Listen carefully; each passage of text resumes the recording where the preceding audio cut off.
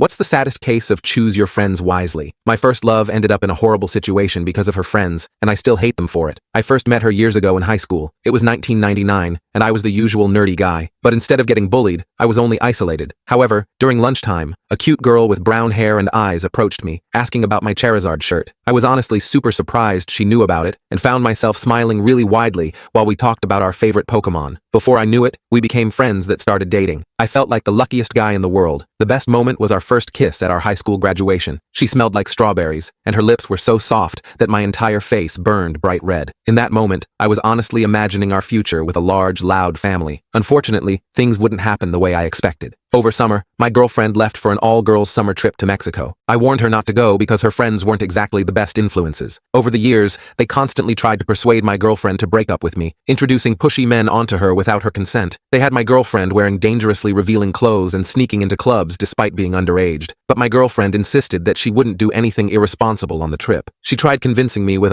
"I'll even bring you strawberries from our trip. I know they're your favorite." She promised to update me constantly, which was exactly what she did until the last day of her trip. A day of no contact passed, and I stood at the airport gate waiting anxiously to greet my girlfriend. I noticed their plane had arrived on time. However, no one seemed to have walked through the doors for a while. It made me even more worried that something wrong happened. After half an hour, her friends stepped out in handcuffs and ignored me, while I called out to them asking for my girlfriend, who was nowhere to be found. My heart raced, and I nearly had a breakdown from all the overthinking. I ran over, asking them for information. The officers escorting them pushed me back, and after I insisted on them telling me what happened, airport security dragged me out. No one, including my girlfriend's parents, gave me information on what happened to her. It was like she was just cut out of my life and never existed. I sat around, waiting for the news to show up on the daily paper, and after a week, I found the horrible truth. During the trip, a foreign man approached the girls and offered them drinks at a bar. The girls accepted and hung out with him. He then offered them different substances, which they all accepted, except my girlfriend. They thought it would be funny to slip it in her drink, not knowing that the guy had given her a substance that was much worse. After an hour on the dance floor, my girlfriend's body was spotted falling and convulsing. The man, who was revealed by the newspaper as a notorious dealer in the area, had unfortunately left the scene during the chaos. According to the article, the girls left my girlfriend there in a panic, only to get identified by the bar staff and arrested at the airport. Reading the news made me devastated. I trashed my room in anger, breaking everything in sight now. Once I was calm, I left my house and parked outside of my girlfriend's house, sobbing and hitting the steering wheel while a loop of our favorite tape played on the recorder. I continued to do the same thing for weeks until the trial started. Although the friends were later found guilty, my girlfriend was lost forever. To this day, the smell of strawberries reminds me of my first kiss and absolutely crushes me.